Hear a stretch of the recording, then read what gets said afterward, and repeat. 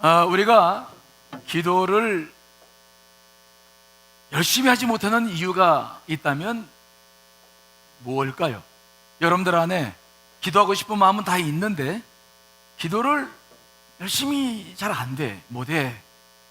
여러분들 안에서 기도가 좀 열심히 되지 않는 이유가 있다면 그것이 무엇일까? 물론 여러 가지 이유가 있겠죠.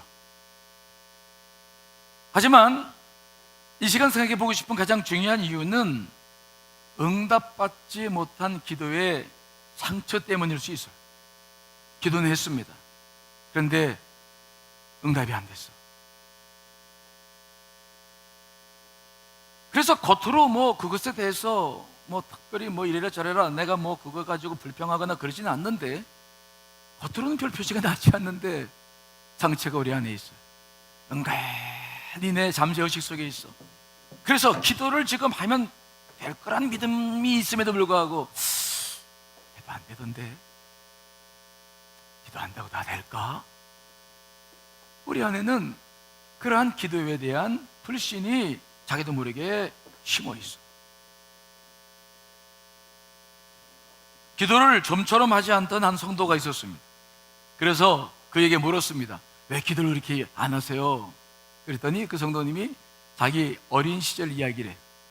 제가 주일학교 다니면서 기도에 대한 은혜를 받고 기도를 했대요. 무슨 기도를 했냐 하면은 책상 서랍 안에다가 동전 하나를 놓고 기도했대. 하나님, 이 동전을 황금으로 바꿔 주십시오. 그리고 기도하고 학교 갔다 왔는데 바뀌었을까 안 바뀌었을까요? 안 바뀌었어. 그래서 그 다음날도 또 주여 이 동전으로 황금 만들어 주십시오 기도하고 그리고 닫고 갔는데 그 다음날 아침이 되니까 돼야 한대요. 일주일 내내 서랍 열고 기도하고 닫고 계속 했는데 안 됐대요. 그런데 그것이 안 된 것으로 끝나는 게 아니에요. 무언중에 이 성도님의 가슴 속에 남는 게 있는 거야.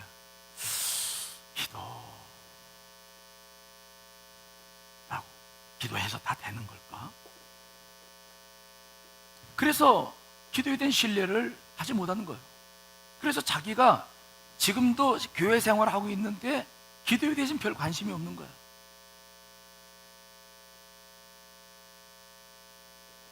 여러분, 우리는 이러한 이야기를 들을 때 웃을 수 있지만 그러나 결코 무작정 웃을 수만은 없어요. 왜요? 우리에게도 이런 일이 있기 때문에. 문제는 무엇입니까? 기도에 효능이 없기 때문입니까? 아니면 하나님께서 그 동전을 황금으로 바꿀 만한 능력이 없으시기 때문입니까? 무엇이 잘못입니까? 무엇이 문제입니까? 가장 중요한 것이 있어요. 그것은 이 성도가 잘못된 기도를 했기 때문에 그렇습니다. 뭐라고요? 그것은 기도를 한 것이 아니라 하나님을 시험하는 거예요. 우리가 신앙생활할 때 기도하는 것과 하나님을 시험하는 것을 구분하지 못하면 우리는 기도하면서 많은 어려움을 겪기 시작해요. 생각해 보십시오. 만약 하나님께서 그 어린 꼬마의 기도를 들어주셔서 동전을 넣으면 그냥 황금으로 바꿨다고 한다면 그 소년은 계속 동전을 넣고 황금으로 바꿨을 거야. 그 소년이 생각한 하나님은 누굽니까? 자기 피를 채워주는, 마치 자기 종처럼, 마치 알라딘 묘술램프에서 나오는 누구? 지니처럼 샤나 주인님 말씀하십시오. 하나님이 그 소년에게는 그런 존재였을 거예요. 정말 그런 분이십니까? 아니죠. 하나님은 절대 우리에게 그런 분이 아니에요. 그분이 우리의 기도에 응답을 하지 않는다는 게 아니라 우리가 생각하는 그런 분은 아닌 거예요. 그러므로 우리가 기도를 하는 것과 하나님을 시험하는 것을 잘 구분하지 않으면 안 돼요. 기도는 하되 하나님을 시험해서는 아니 될 줄 믿습니다. 왜 그럴까요? 그건 죄를 짓는 거예요. 다 같이 누가복음 4장 12절 말씀 읽습니다. 시작. 예수께서 대답하여 이르시되 주 너의 하나님을 시험하지 말라 하였느니라. 시험하지 말라고 말씀했어요. 신명기 말씀을 인용하시 하신 것인데 이건 죄입니다. 그러므로 우리는 기도라고 하는 것을 이 거룩한 일을 하면서도 죄를 짓게 되는 거예요. 기도라고 하는 것이 다 좋은 것만이 아닌 거예요. 기도를 어떻게 하는 일을 깨닫지 못하면 기도하면서도 죄를 져요. 기도하면서 자기 안에 영혼의 상처를 줘. 불신앙의 상처를 줄 수 있어요. 기도하면서 그것도. 이것이 우리 신앙인들이 정말 예민하게 바라봐야 될 문제예요.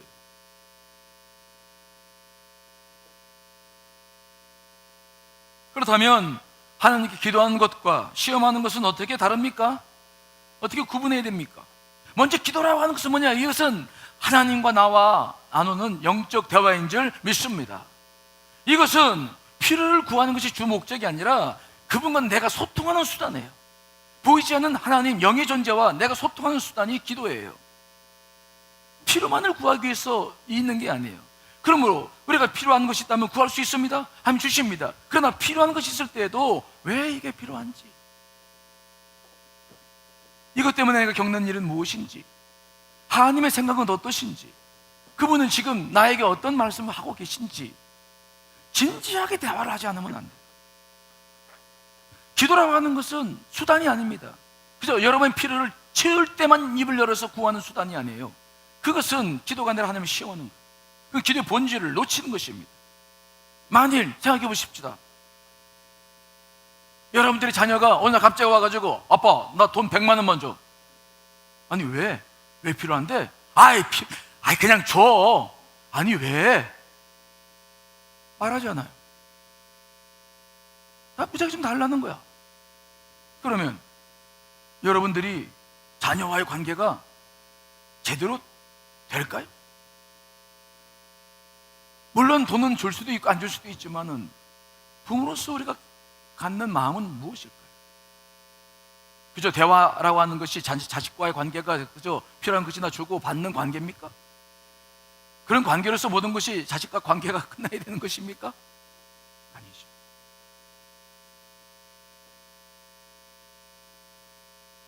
대화라고 하는 것도 필요한 것을 구하기 위해서 우리가 말하는 게 아니에요. 관계를 맺는 거예요. 소통이에요. 이게 더 중요한 것이죠.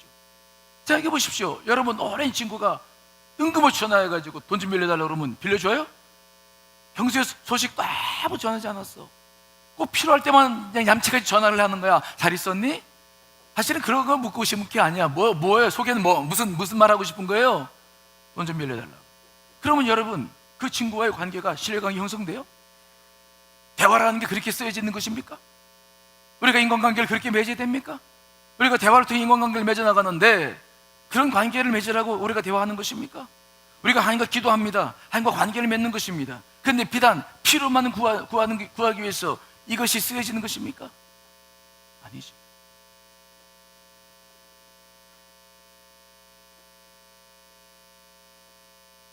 우리가 그래서 그런 기도를 잘못된 기도를 하기 시작하면 하나님은 침묵하실 수밖에 없어요. 침묵. 그러면 우리는 응답이 안 됐다고 더 낙심하고 좌절하고 그것이 은연중에 자기 영혼에게 상처를 주고 불신앙을 키워요.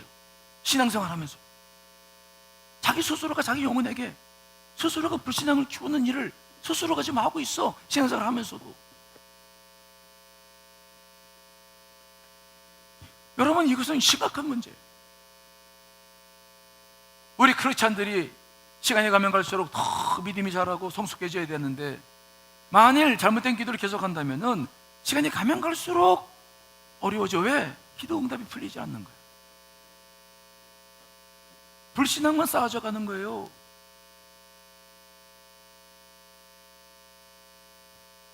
이 문제는 작은 문제가 아닙니다. 기도를 막 뜨겁게 하는 것도 중요하지만 그러나 어떤 기도를 하느냐는 더 중요해요. 그렇다면 하나님을 시험하는 기도란 무엇입니까? 저는 여러 가지가 있지만 오늘 두 가지를 말씀드리려고 하는데 첫째는 성경에 위반되는 것을 구할 때 그건 하나님을 시험하는 거예요. 이미 말씀하셨는데 말씀하신 것을 알면서도 다른 걸 구한다? 이거는 말이 안 되는 거죠. 시험하는 거예요. 그러나 우리는 그 일을 하고 있어요. 두 번째는 뭐냐? 하나님께서 우주 만물을 지으실 때는 우주 만물만 지은 것이 아니라 자연의 법칙을 만드셔서 우주 만물이 이렇게 조화와 균형을 이루고 살 수 있게끔 했어요. 근데 그 자연 법칙을 반하는 기도를 한다. 이것도 이게 하나님의 시험하는 거예요. 제가 미국에서 있을 때 송구영신 예배를 드리는데 저희 교회에 청년들이 꽤 있었는데 그 중에서 31살 먹은 여자 청년이 있었는데 송구영신 예배 때 제물 이렇게 헌금 준비하고 위에다 기도 제목 쓰잖아요. 그걸 나한테 줬고 기도를 받으려고 나한테 줬는데 내가 보면서 하마터면 웃을 뻔했어. 왜 그러냐면은 참 한번도 웃을 뻔했어. 그 청년은 어떤 청년이냐면 미국에서 유학해서 대학 졸업하고 직장생활 하는데 아주 건실해요. 신앙생활 잘하고. 근데 이 친구는 특징이 있는데 꼭 배꼽티를 입고 다녀요. 배꼽티. 왜 LA는 좀 따뜻하잖아요. 배꼽 보이는 배꼽티 있잖아요. 지금도 기억나. 걔는 색색으로 그 티를 입고 다녀. 꼭 예배를 드릴 때만 앞에 앉아가지고 배를 이렇게 내밀고 예배를 드리니 내가 설교할 때마다 걔를 안 쳐다보려고 얼마나 노력했는지 몰라. 하지만 당당하고 당돌해요. 똑똑해요. 근데 이 친구가 성구영에서 예배 드리는데 무슨 기도 제목을 내놨냐면은 31살인데 하나님 제 키를 10cm만 키우게 해달라고. 몇 살인데요? 31살. 그래서 이 친구가 늘 높은 걸 신고 다녀요. 그러니까 이해는 되지. 그런데 그 기도 제목이 이게 지금 바른 기도 제목입니까? 아니면 시험하는 겁니까? 그 기도 제목이 있는 순간 한마디 웃을 뻔했어. 참 이거 기도를 해줘야 되나? 어떻게 제가 기도를 해야 됩니까? 하지 말아야 됩니까? 해야죠. 기도의 주권은 하나님께 있고 어떤 역사가 일어날지 모르니까. 하지만 그 기도는 진실한 기도는 아니에요. 시험하는 거예요. 그래서 기도를 했어요. 그런데 기도하고 난 다음에 이름을 말하면 안 되지. 그 친구가 집에서 이제 컸어요? 여러분 벌써 다 알고 있는 거예요? 근지 안 근지 알고 있는 거예요? 물론 그 친구가 진지한 고민은 있을 수 있었지만 그 기도가 응답이 안 됐어요. 그러면 그것으로 끝납니까? 그의 일평생 동안 지금 아이들 낳고 잘 살고는 있지만은 그 가슴 속에 영혼 속에 기도에 대한 무슨 생각들이 쌓이기 시작할까? 그런 일이 계속 쌓이면 이 친구는 정말 진실로 기도하는 사람이 될 수 있을까요?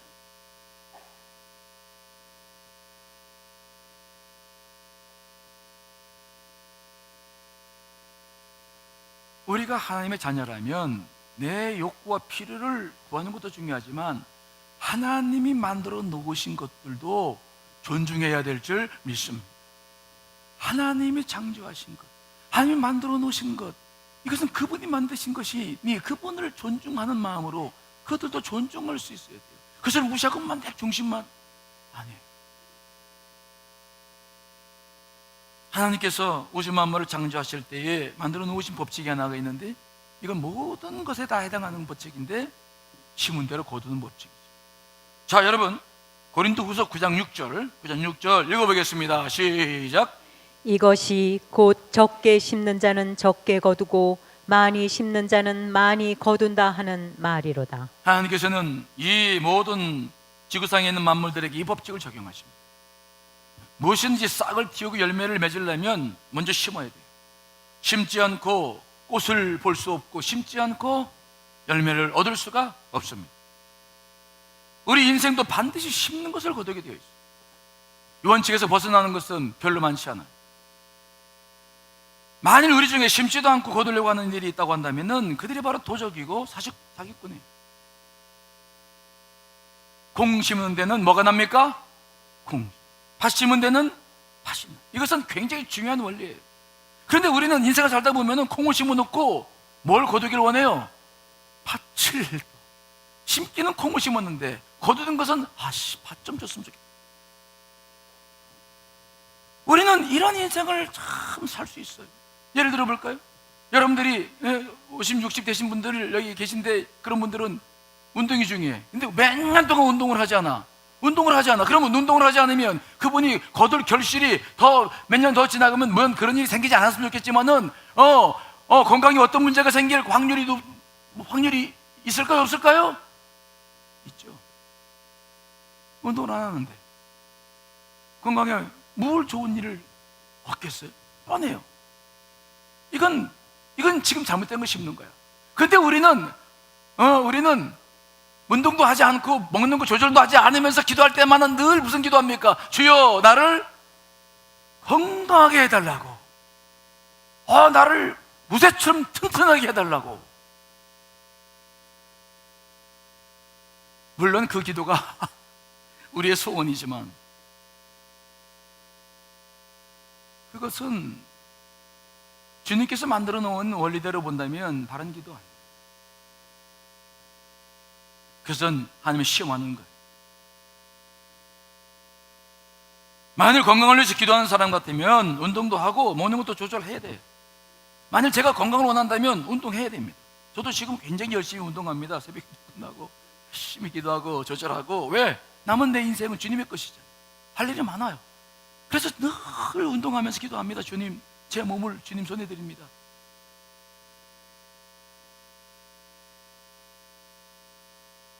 우리는 이 기도라고 하는 것을 오해하면 안 돼. 오용하면 안 돼. 기도가 마치 내 욕망이나 탐욕을 추구하기 위한 도구가 되어서는 안 돼. 기도는 주님과 깊은 대화를 나누는, 기도를 통해서 내 인격이 변하고, 기도를 통해서 그분을 알게 되고 그분의 성품이 내 안에 들어오는 정말 소중한 영적 도구인데, 이것을 내 욕망이나 추구하는 수단으로 만들어서는 안 돼. 많은 수확을 원한다면 많이 심어야 돼. 심지도 않고 거두려는 마음은 탐욕인데, 하나님께서는 우리의 탐욕까지 책임져 주시는 분이 아니십니다. 기도를 오용해서는 안 됩니다. 기도하면서 하나님을 시험하는 죄를 범해서는 안 됩니다. 이걸 심각하게 살펴보지 않으면 안 돼요. 물론 하나님은 죽은 자도 살리시는 전능하신 분이십니다. 그러나 그분의 전능하심이 내 탐욕을 위해서 존재하는 것입니까? 그분이 허락하신다면 좋지만 그분이 허락하지 않는다면 그게 무엇입니까?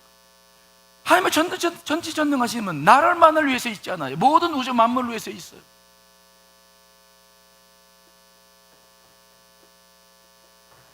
그분은 나만을 책임지는 것이 아니라 우주 만물을 다스리는 분이십니다. 근데 마치 우리는 그 전능하심이 나를 위한 것인 양 삶은 엉뚱하게 살면서 좋은 일만 생기기를 위해서 기도해요. 하나님은 전능하시니까 내가 밭을 심어도 공을 주시겠지, 내가 잘못된 것을 먹어도 나를 죽이지 않으시겠지. 성경에 그런 말씀이 어디 있습니까? 우리도 피조물이에요. 그분의 통치 안에 있는 존재들입니다. 다른 피조물과 똑같습니다. 그분의 영향력 아래 우리도 있습니다. 우리가 비록 구원받아서 십자가의 보혈로 구원받아서 존귀한 존재가 되었지만, 존귀한 존재가 됐다고 해서 특별한 존재가 된 것은 아닙니다. 신이 된 것이 아니라는 거예요. 그러므로 우리는 기도를 할 때마다 정말 바른 기도해야 하셔요. 기도라고 하는 것은 로또 복권과 달라요. 기도란 하나님과 친밀한 대화인데, 완전 솔직하고 진실하게 고백해야 되는데 이상하게 내 욕심만을 채우려고 로또 복권처럼 생각하고, 마치 안 되는 것이 되게 하는 것처럼 두드리면 나오는 그 도깨비 방망이 같이 생각한다고 하는 것은 하나님을 못 오가는 거예요. 우리는 기도를 통해서 하나님을 만나고 인격을 경험하고 뜻을 분별하고 그분의 성품을 내 안에 담아가죠. 그분을 닮아가는 거예요. 중요한 거룩한 수단입니다. 그러므로 우리는 기도에 대한 생각을 바꿔야 돼요. 내 필요를 채워주는 것이 아닙니다.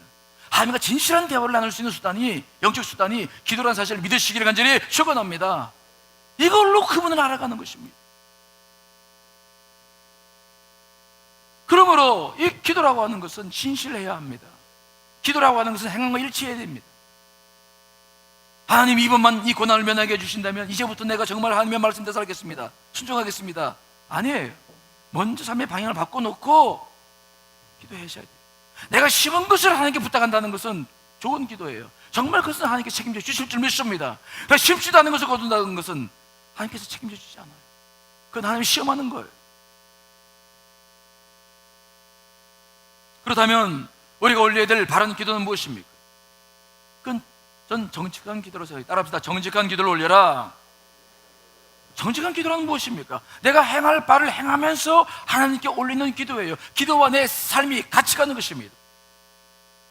내가 하지도 않으면서 하나님을 시험하는 것을 기도한다는 것은 이건 말이 안 됩니다. 예를 들어서 여러분들이 마음의 평안을 원해. 주님 평안 주세요. 마음이 시끄러워 요즘. 그래서 기도했어. 근데 기도하다가 보니까 왜 마음이 불편한가 봤더니 같은 속효를 드리고 있는데 속도원이 요즘 보기 싫어져. 아주 그냥 미워 죽겠어 그냥.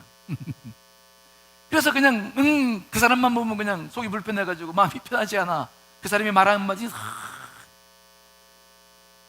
만일 이분이 평안을 위해 기도한다면은 무엇을 하면서 기도해야 됩니까? 성경 말씀에는 뭐라고 쓰여 있습니까? 형제를 사랑하라, 용서를, 원수를 용서하라.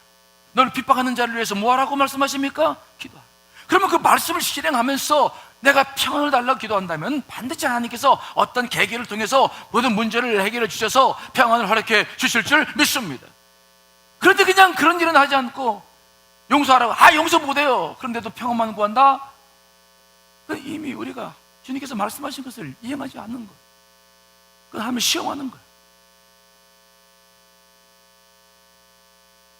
우리는 물질의 풍성함을 위해서 기도할 때가 많습니다. 하나님께서 우리에게 물질의 풍성함을 그러나 주시기 위해서 우리에게 말씀하신 것은 무엇입니까? 여러분 그것을 지키고 있습니까? 저도 일생 동안에 집에서 나와서 공부를 했기 때문에 물질의 어려움이 많았습니다. 이 원리는 잘 알고 있습니다. 주님께서 뭐라고 말씀하셨습니까? 우리가 그 일을 정말 하고 있습니까? 주님께서 물질에 대해서 책임지시겠다고 말씀하신 것은, 그러면서 우리에게 요구하신 것은 바로 10의 1조와 구제하는 거예요. 물질을 주님의 주권인 것을 먼저 인정하고 그대로 살라는 것입니다. 책임진다는 것입니다. 자, 여러분 말라기 3장 10절 말씀 읽어보겠습니다. 시작. 만군의 여호와가 이르노라. 너희의 온전한 11조를 창고에 들여 나의 집에 양식이 있게 하고 그것으로 나를 시험하여 내가 하늘 문을 열고 너희에게 복을 쌓을 곳이 없도록 붙지 아니하나 보라. 아멘. 하나님은 자기를 시험하지 말라고 했는데 시험하라고 하는 것은 이거밖에 없어요. 물질에 대한 문제. 11조를 창고에 드리라는 거예요. 그러면서 뭐라고 말씀하십니까? 나를 시험하여 내가 하늘의 문을 열고 너에게 복을 쌓을 것이 없도록 붙지 아니하나 보라 말씀하셨어요. 저도 집에서 쫓겨나서 신학을 공부하면서 정말 물질에 어려움이 많았지만 이 말씀 붙잡았어. 물질이 힘이 될 때마다 붙잡았어. 물론 이것만 가지고 물질에 축복받는 것은 아니지만 그러나 이것은 기본적으로 이것부터 해야 됩니다. 그래서 어려워도 11조를 하면서 달려왔는데 주님께서 늘 책임져 주시는 거예요. 아무리 힘들어도 주님의 것을 건드리지 않았어요. 그런 요건이 있어서 공부할 때 돈이 없으니까 11조 한 달만 내면 좀 먹고 살겠더라고. 근데 그런 요건이 있었지만 하진 않았어요. 그것은 정말 어리석은 일. 제가 인생 살아보니 하나님 말씀은 언제나 그대로 진리예요. 언제나 10의 1조를 드리고 물질의 조건이 하나님께 있음을 고백하는 게 10의 1조예요. 고백하고 무릎 꿇고 아를 때마다 그분은 나를 실망시키는 일이 없어요.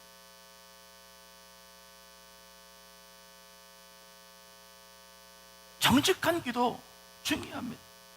제가 어느 권사님 신방을 갔는데 권사님 기도 제목이 뭐냐면 그 신방 갈 때 감사원금 드리고 위에다 기도 제목 쓰잖아요. 봤더니 그분은 이제 연세가 드셔서 다세대 주택을 구입해서 이제 세를 가지고 노후 생활했으면 좋겠다는 게 그분의 권사님의 기도 제목이더라고요. 예배를 드리고 축복을 하면서 닭을 나눌 때 물어봤어요. 권사님 그러면 권사님 이 다세대 주택을 위해서 구체적으로 뭐 노력하는 거 있어요? 그랬더니 권사님이 뜻밖의 나를 쳐다보니 없는데요? 에?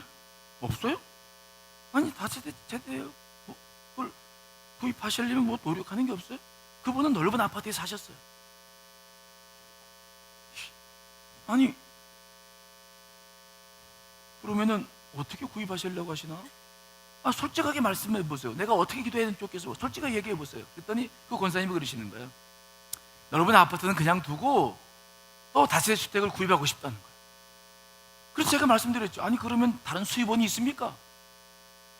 없대. 에? 수입원이 없어? 그러니까 권사님 말씀은 그냥 이 아파트 살길 사는데 하나님이 뚝딱 다시 때 그냥 하나 주셔가지고 그냥 관리하면 좋겠다는 그런 기도 제목을 좀 저한테 주신 거군요. 그랬더니 씩 웃으면서 맞대.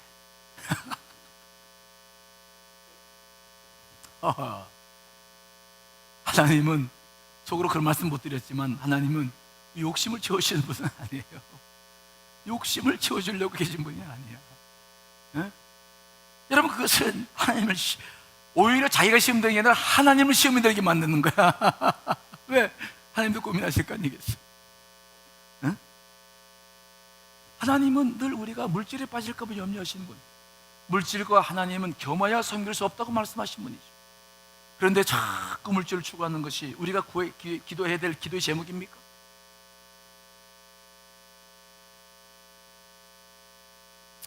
그러므로 우리가 기도할 때마다 기억해야 돼. 정말 기도를 하고 있다면 진정성이 보여야 되는데, 그 진정성은 무엇으로 보이느냐? 기도를 한다면 내 삶의 방향도 기도와 같이 나아가야 될 줄 믿습니다. 기도를 한다면 그것을 이루기 위해서 내 삶이 방향이 되어야 되는 거예요. 그렇지 않은 것들은 거짓 기도예요. 시험하는 거예요. 진실성이 없는 거예요. 생각해 보십시오. 여러분, 누군가 여러분과 대화 나누는데 날마다 와가지고 이 말은 막 청소년처럼 잘하는데 행동이 없어. 고치겠다고 하는데 안 고쳐. 그러면 여러분, 그 사람과 관계 맺어요? 못 맺어요? 이제는 콩고루 맺을 수 있는데도 못 맺는 거예요. 하나님과 관계가 그래서는 안 돼요. 여러분, 우리는 출애굽기 17장에 나와 있는 모세의 기도를 잘 알아요. 아벨렉과 처음으로 광야에서 이제 나갔을 때 싸움이 벌어졌는데, 전쟁이 벌어졌는데, 그때 모세는 여호수아를 내보내고 아론과 훌을 데리고 산 꼭대기에 올라가서 전쟁의 광경을 보면서 손을 올려 기도했어. 모세가 손을 높이 들어 기도하면 하나님께서 힘을 주셔서 여호수아가 승리하고, 손이 아파서 내리면 또 이스라엘 백성 뒤로 밀리고, 그래가지고 어쩔 수 없이 아론과 훌이 모세에게 그 돌로 된 기도 방석 하나 만들어 놓고 거기 앉아서 양손을 그냥 해가 지도록 경제 승리하도록 붙잡아가지고 모세로 하여금 기도하게 했어요. 이 이야기는 기도의 중요성을 우리에게 말해주기도 하지만 또 하나 중요한 게 있습니다. 모세가 여러분 뭘 구했습니까? 모세가 전쟁도 하지 않고 여호수아를 내보내지도 않고 그냥 무작정 아멜렉을 그냥 물리쳐 주십시오라고 기도한 겁니까? 아니에요. 모세는 정확하게 여호수아를 내보냈습니다. 그리고 자기도 올라갔습니다. 그는 기도하면서 전쟁을 보고 같이 기도와 전쟁이 동일한 역사가 있었기 때문에 하나님의 놀라운 은혜를 경험하게 된 줄 믿습니다. 생각해 보십시오. 어떻게 노예 생활을 했던 400년 동안 노예 생활을 했던 그들이 그 아멜렉, 고전적인 민족 아멜렉과 전투를 벌여 승리할 수 있단 말입니까? 누가 전투의 전략과 전술을 배웠습니까? 배운 사람은 모세인데 모세는 기도하고 있어요. 누가 전투를 어떻게 한단 말입니까? 어떻게 그들이 이겼습니까? 하나님의 전적인 도움이 아니면 이길 수 없었습니다. 뭐 때문입니까? 모세의 기도죠. 그의 기도는 진실했어요. 그래서 하나님께서 손을 들면 이기게 하시고 내리면 지게 하신 거예요. 그 전쟁을 보면서 그 속에서 함께 기도하는 거예요.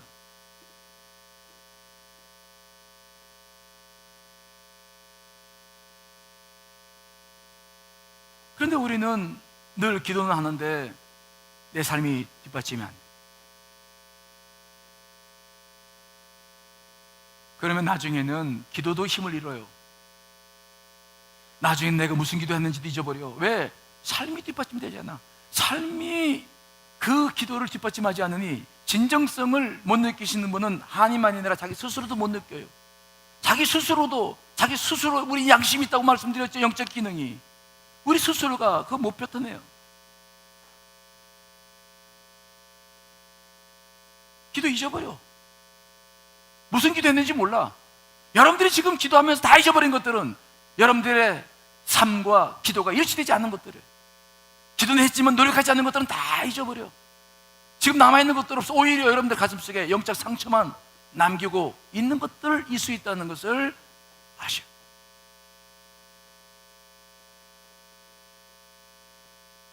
내일부터 우리는 특별 새벽 기도를 해요. 우리 1년에 4번씩 2시간씩 합니다. 분기마다. 제가 오늘 이 설교를 하는 이유는 제가 오늘 설교하면서 좀 고민했어. 이 설교 했다가 혹시 새벽기도 나오려고 하는 열정들이 식으면 어떡하나. 그러나 하나님께 주신 마음은 달랐어요. 열심히 기도하는 것보다 더 중요한 게 있는데 어떻게 기도하느냐가 중요한 것인 줄 믿습니다. 기도하면서 계속 죄를 짓는다는 것은 옳은 일이 아니에요. 열심히만 기도하는 게 중요한 것이 아니라 뭘 기도할 거냐. 여러분 오늘부터 고민하셔야 돼요. 정말 특별 새벽 기도 시간에 뭘 기도할 거냐. 기도한 것을 위해서 난 뭘 어떻게 내 삶을 정리해서 기도를 뒷받침할 것이냐? 어떻게 내가 정말 바른 기도를 하고 정직한 기도를 하고 정말 하나님을 감동시켜서 우리가 인생을 새롭게 변화시켜 나갈 것인가? 십자가의 고난과 더불어 우리는 고민하지 않으면 안 됩니다. 신앙이 우리를 가증되게 만들면 안 돼요. 기도가 우리를 이상하게 로또나 사서 기다리는 사람들로 만들면 안 됩니다. 그건 바른 게 아닙니다. 그건 기도가 아닌 것입니다. 무속신앙이에요. 하나님이 인격적인 분이십니다. 기독교는 그렇지 않습니다. 이걸 구분하지 못하면 교인들이 어눌하게 인생을 살 수 있어요. 특별히 우리가 기억해야 될 것은 무엇입니까? 우리는 누굽니까? 하나님께서 우리를 이 땅에 창조하셔서 내보내실 뿐만 아니라 우리를 구원하시기 위해서 십자가의 보혈로 나를 구원해 주신 줄 믿습니다. 예수의 생명이 있어. 그러므로 우리는 굉장히 소중한 분임을 알아요. 그러므로 우리는 약점 기도하지 마시고 기도를 진지하게 하세요.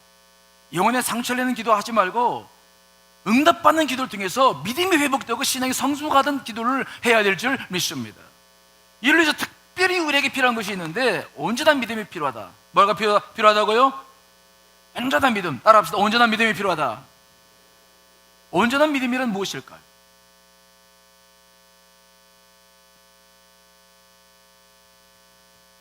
자, 오늘 본문이 그 이야기를 하고 있죠. 마태복음 21장 22절 있습니다. 시작. 너희가 기도할 때에 무엇이든지 믿고 구하는 것은 다 받으리라 하시니라. 기도할 때에 무엇이든지 뭐라고요? 믿고 구하는 것은 다 이루어지신다는 거예요. 믿고 구하는 거. 그러니까 우리가 정직한 기도를 하되 믿음이 필요해.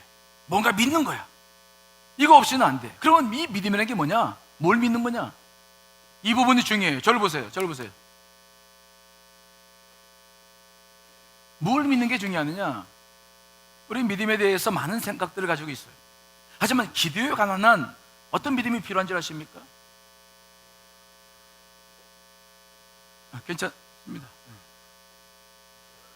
기도라고 하는 것은 기억하십시오. 내가 하나님께 구하는 것, 필요한 것들이 있을 때. 그런데 우리는 내가 원하는 방법과 수단과 원하는 것들이 있어서 기도해요. 그런데 이것이 그대로 될 줄 믿는 것은 믿음이 아니에요.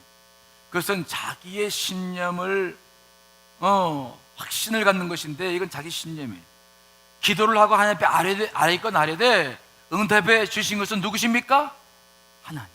그분은 어떤 분이십니까? 여러분들을 자기 아들의 핏값으로 다 사셨어요. 그러므로 그분은 여러분들의 모든 것을 책임질 수 있는 분이라는 것을 믿으셔야 될 줄 믿습니다. 비록 내가 무엇을 구해도 그보다 더 큰 것들을 그분 예비하신 분이시죠. 자, 로마서 8장 32절 있습니다. 시작. 자기 아들을 아끼지 아니하시고 우리 모든 사람을 위하여 내주시니가 어찌 그 아들과 함께 모든 것을 우리에게 주시지 아니하겠느냐. 아멘. 아들을 주셨는데 여러분들이 아무리 좋은 재산을 가지고 있다 할지라도 자식과 바꿀 사람이 있어요? 없어요? 자식만큼 귀한 거 없는데 하나님은 그 아들 하나밖에 없는 아들 우리에게 주셔서 우리를 구원해 주셨는데 그런데 우리에게 뭘 못 주실 게 있느냐는 거예요. 이걸 믿으십니까? 이걸 믿는 게 진짜 믿음이에요. 내가 구하는 것을 받겠다, 이걸 주실 것이다 라고 하는 믿음은 그건 잘못된 믿음이고, 일단 필요한 것을 말씀드리면 그분이 어떻게 응답하실지, 그분 나를 사랑하시기 때문에 그분이 주시는 것들은 훨씬 좋은 것들이거든요.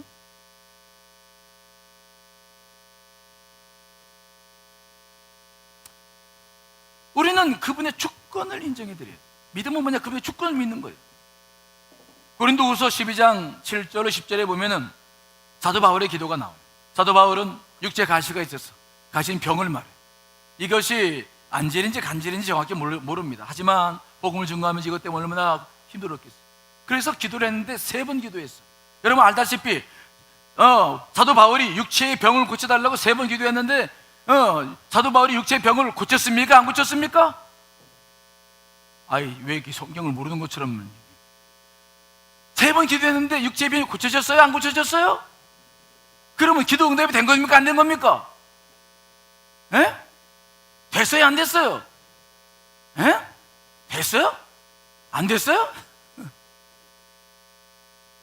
사도 바울은 그 사건에 대해서 이야기를 할 때 기도 응답이 분명히 우리가 상식적으로 봤을 때 기도 응답 안 된 거예요. 아니, 병 고쳐달라는데 병이 안 고쳐졌는데 뭘 기도 응답이 안 된 거지? 근데 사도 바울은 그렇게 말하지 않아. 그것을 그렇게 보지 않아. 하나님 아버지를 그렇게 생각지 않아. 자기가 구한 것을 주지 않으면 기도 응답 아니고 아니야. 사도 바울의 그 믿음의 크기는 굉장히 중요합니다. 자, 고린도 후서 12장 9절 읽어보겠습니다. 시작. 나에게 이르시기를 내 은혜가 내게 족하도다. 이는 내 능력이 약한 데서 온전하여 짐이라 하신지라. 그러므로 도리어 크게 기뻐함으로 나의 여러 약한 것들에 대하여 자랑하리니 이는 그리스도의 능력이 내게 머물게 하려 함이라. 아멘. 사도 바울은 번고침 받지 않았지만 기도응답 안 됐다고 말하잖아요. 오히려 뭐라고 말합니까? 더 크게 도리어 크게 기뻐했다. 그래서 무슨 말입니까? 기도응답이 됐다는 거야, 안 됐다는 거예요? 됐다는 거야. 크게 됐다는 거야. 크게 기뻐한다. 도리어 크게 기뻐해. 자기가 구한 것보다 훨씬 큰 은혜야. 그것이 무엇입니까? 육체의 병은 고치지 않았어. 그런데 기도하다 보니까 하나님께서 왜 육체의 병을 주시는지를 깨닫게 됐어. 기도라는 것은 무엇이냐? 대화하는 거예요. 정말 그의 뜻을 아는 거예요. 기도하다 보니까 뭘 깨닫게 됐느냐? 왜 자기에게 이런 일을 주시느냐는 거예요. 왜요? 사도 바울은 너무 영적인 체험이 많았습니다. 경험이 많았습니다. 지식이 많았습니다. 그 누구보다도 능력이 있었어요. 그래서 교만해질 가능성이 너무 많았어. 주님께서는 그에게 가시를 주는 이유가 뭐냐? 교만하지 않기 위한 방지책이었어요. 사도 바울은 기도하면서 그 사실을 깨달았어요. 하하, 하나님께서 내게 주신 것은 그런 뜻이었구나. 그런데 오히려 그래서 그 힘들고 어려울 때마다 막 기도했는데 놀라운 사실은 뭐냐? 그 약할 때 기도하는 모든 것들이 더 큰 능력으로 드러나게 된 줄 믿습니다. 주의 일들을 더 크게 강하게 감당할 수 있는 힘이 되신 거야. 그러니까 자기 육신의 병은 비록 고치지 않았지만은 이것으로 말미암아 기도할 때마다 더 능력을 얻고 그는 더 능력 있는 삶을 살면서 하나님께서 참으로 자기에게 귀한 것으로 응답했다는 사실을 깨달은 거야. 더 크게 그는 기뻐할 수 있었어. 육체의 가시라고 하는 것이 자기에게 병이 아니라 그리스도의 능력이 내게 늘 머무는 통로가 됐다는 사실을 아는 거예요.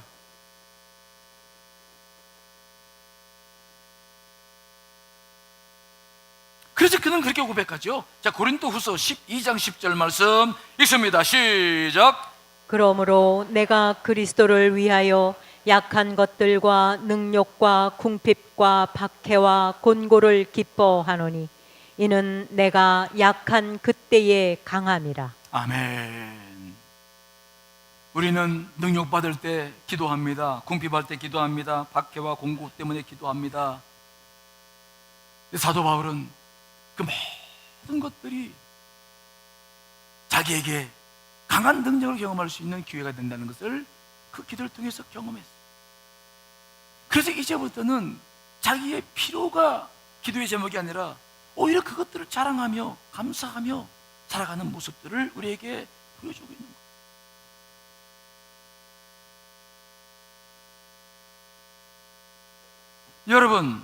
여러분들에게도 이런 온전한 믿음이 있으시기를 간절히 축원합니다. 내가 필요를 구할 때 하나님 이미 내가 무엇이 필요한지를 알고 계세요. 그분은 더 큰 것들로 역사해 주실 줄 믿습니다. 우리는 그 관계 속에서 그분의 사랑을 깨닫고 더 그분을 경험해 들어가고 그분을 알게 되고 그분과 하나가 되는 과정, 이게 기도를 통해서 얻는 것들이에요. 꼭 필요한 것만을 이거 달라고 그래서 얻고 돈 필요하면 돈, 이거 기도 아닌 거예요. 기도의 한 부분이야. 우리가 온전한 기도를 배우지 못하면 온전한 크리스천이 될 수 없어요.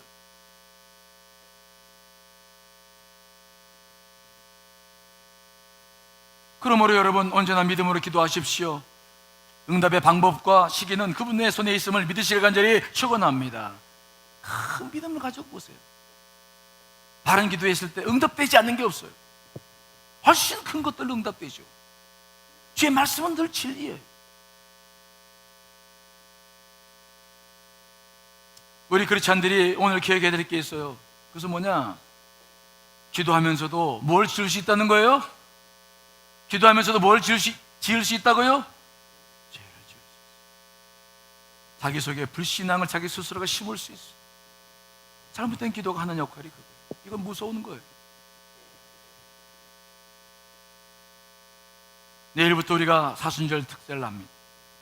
정말 저는 이번에 여러 온 교우들이 바른 기도를 할 수 있는 기회가 되고 바른 기도를 통해서 응답받는 역사가 일어나게 될 줄 분명히 믿습니다. 오늘 하루는 여러분들이 중요한 일이 하루예요. 뭘 기도할 겁니까? 정말 가슴을 열고 그분을 향해서 정말 가슴을 열고 목이 터져라 기도하고 싶은 게 뭡니까? 그 기도를 한 다음에 나는 구체적으로 무엇을 그 기도를 뒷받침할 만한 삶은 어떠한 삶이 살아야 될 것인가 고민해 보세요. 하나님의 놀라운 역사를 경험하는 사순절 기도가 될 줄 믿습니다. 이런 은혜가 여러분 가운데 충만하시기를 간절히 축원합니다.